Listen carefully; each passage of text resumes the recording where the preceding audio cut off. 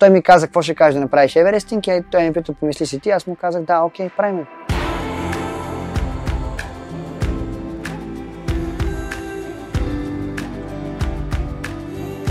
Вдъхновяваш човека малко, което може да се каже за него.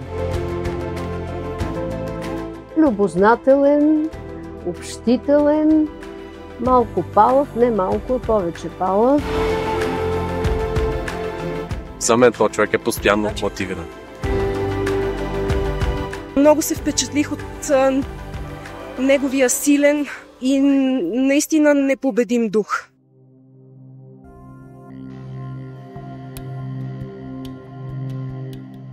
И по-мащабно е това, че нали, с тая цел за подпомагане на училището за кучета водачи е много положително. Кажи си малко директно какво мислиш. Аз знам ти какво си казва, че малко ти се струва. Малко ми се струва много. Но не, мисля, че ще се справи. Божидар. Божидар просто ми предложи, искаш да направиш еверестинг. Значи това е при мен, че някой ми дава някаква идея и аз викам, дай да я направим. Що па да не опитаме. Еверестинга е стартиране от една точка до друга точка, толкова пъти, че да натрупаме надморската височина на връх Еверест, т.е. положителната 8848. И всъщност трябва да се прави толкова пъти, колкото да стане самата денивелация, като в случая аз избирам от хижа Алеко до Черни връх, откъдето реално трябва да се направи 19 пъти, като изискването е да не се спи, а трябва 19 пъти подред в моя случай. Като това го правя, за да популяризирам в училището за кучета водачи, което е единственото на Балканите и то се намира в България, по-точно в София, и да мога да привлека вниманието върху него, защото то се издържа единствено и само от дарения.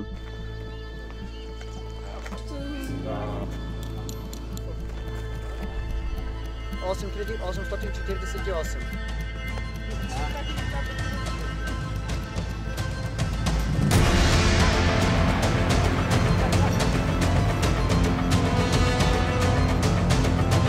Как сте? Изглеждате много добре. Малко ви е топличко, ама това се преживява лесно.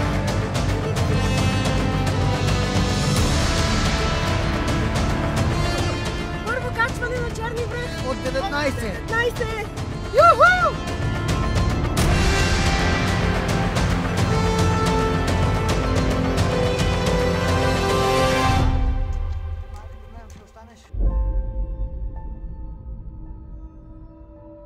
Аз хванах на трето качване, той преди това имаше още две. Малко по-бавно го направихме това, защото той точно яде долу и да не му тежи храната. Още две качвания има да направим аз с него и след това тепърва него го чака нощта. Когато ще бъде най-интересно, ще хванем един красив залез, надявам се. И така, гледам общо взето целта е да не го измориме. Има шанс, той има енергия за много по-бързо. Но предвид това, че ще го прави още толкова много пъти, затова гледаме да не се изсилваме. Много добре се чувствам. Много е добро. Мисля, малко се позабавихме, но сега ще наваксаме.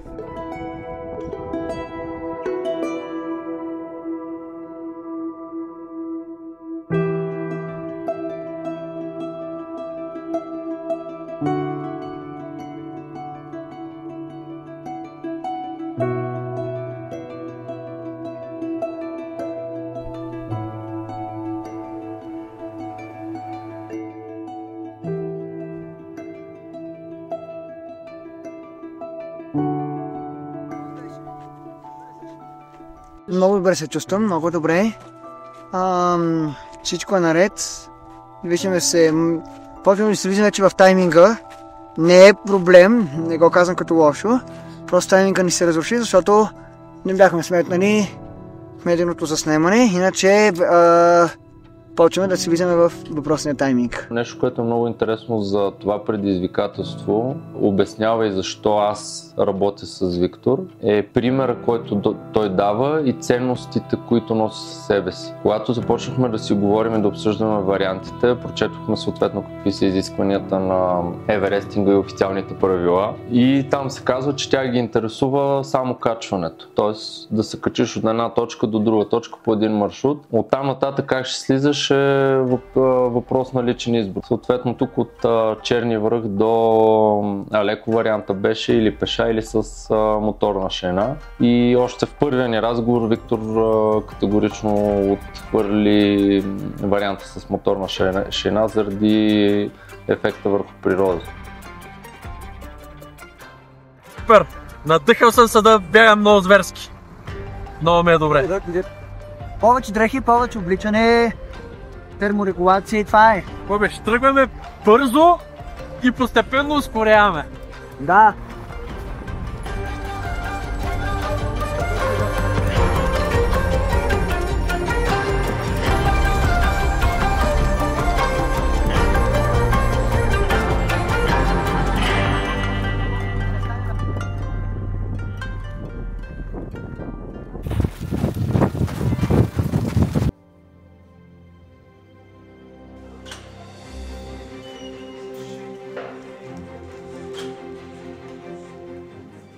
Той сега направи 10 до момента, сега ще почваме 11-то и ще го подкрепям доколкото мога.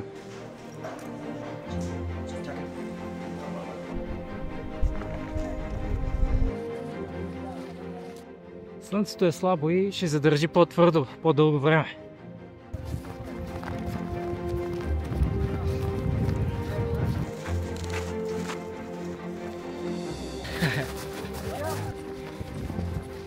Наближаваме Черни брег, след малко ще починим горе в чайната и след това продължаваме. Ами така тръгна нашето запознанство с Виктор Асенов. Той е редовен клиент, катери постоянно и един ден споменаха, че може би ще имат нужда от съдействие за това голямото катерене на еверестинг, както той го нарича. И реших да съдействам с моят уникален мишмаш, разбира се, и не само, нали, супи кюптета, кевапчета, от каквото има нужда, ние сме на разположение. Страхотни инициативи, подкрепяме ги ние, ще дариме даже нашите бакшиши от уикенда за каузата. Отделно имаме намерение и самата чайна да подпомогне финансирането там каузата и се надяваме да сме полезни с нашите деяния тук в чайната. Факта, че през цялото време е толкова координиран, толкова усмихнат и дава супер много положителна енергия докато вървим, до сега съм направил 3 изкачвания с него и мога да кажа, аз се размазих, вече не мога повече. Информация за събитията, за нещата. Айде.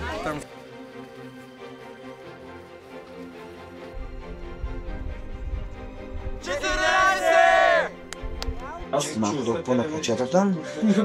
Значи, как се чувствам? Вече сега доста идваш и умората, усеща се лека умора. Все пак това е 14-то изкачване, хора.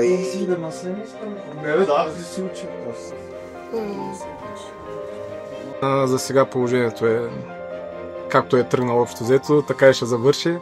Така че просто се забавляваме и това е за сега.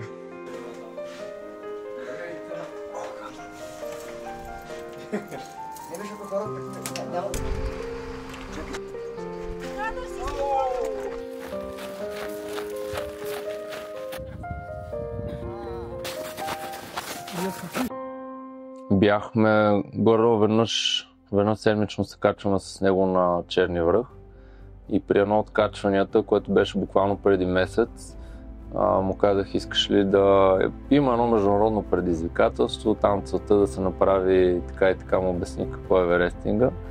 И той веднага, да, искам, как да не искам, а т.е. всяко нещо, което му предложиш и е свързано с това да предизвика себе си, веднага го приема.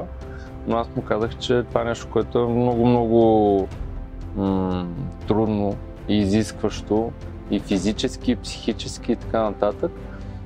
И му казах, кажи ми ти смяташе, че можеш да се справиш. Аз за себе си бях абсолютно и съм абсолютно сигурен, че може да го направи.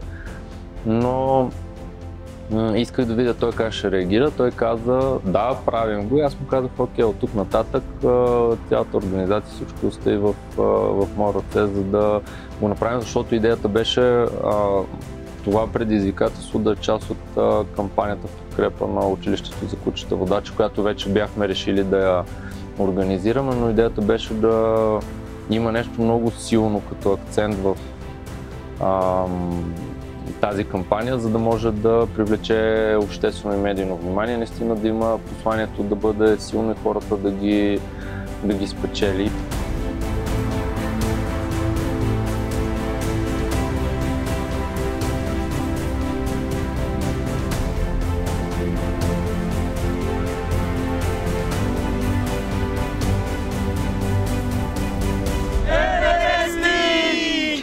Тук сме с моите пейсери, с част от тях.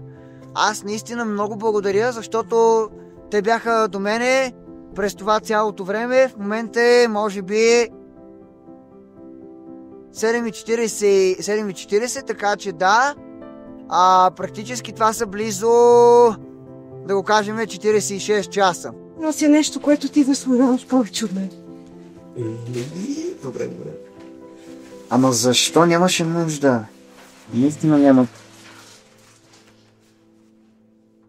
Еверестинга беше едно уникално и незабравимо приключение и предизвикателство, както за организиране, така и за изпълнение. И аз искам много да благодаря на Виктор за всичко, което е, защото той е истинско вдъхновение и пример, който всички ние трябва да следваме най-вече заради посланието, че няма никакви граници.